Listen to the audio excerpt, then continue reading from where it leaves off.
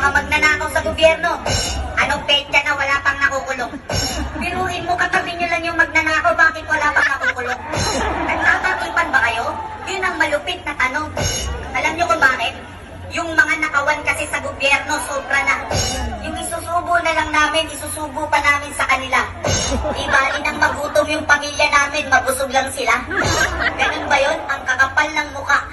Kaya wag tayong manahimik, karapatan nating magsalita. Yung mga hinanakit sa dibdib natin, kailangan na nating ibuga. Karapatan namin yun, baka nakawin nyo pa.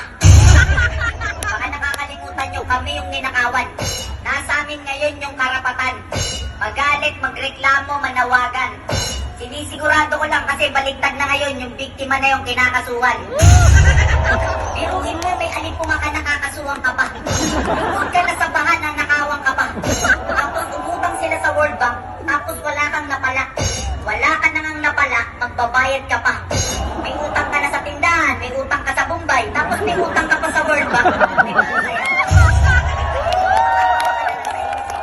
Wala na nga kayong napala sa inutang. Yung tax balak pang taasan eh. Yung laman ng utak nyo, puro pera na eh.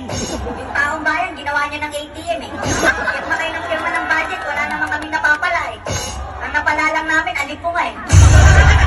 Pinukin nyo, trillion ang ninakaw, kahit sino maggagalaiti. Ang hinihingi ng taong bayan, justice, saka accountability.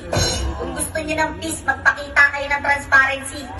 Hindi yung nagtatakipang kayo, tapos gagawin nyo pang witness yung pinaka-guilty. Yung nakawan sa gobyerno ngayon, garapala na. Kung yung kay Janet Napoles, 10 billion, ngayon trilyon na. Nung unang pagputok ni Napoles, gulat na gulat yung bansa. Pero ngayon, sa tindi ng nakawan si Janet Napoles, naging amateur na. Biruin nyo yung dating big time, naging small time na.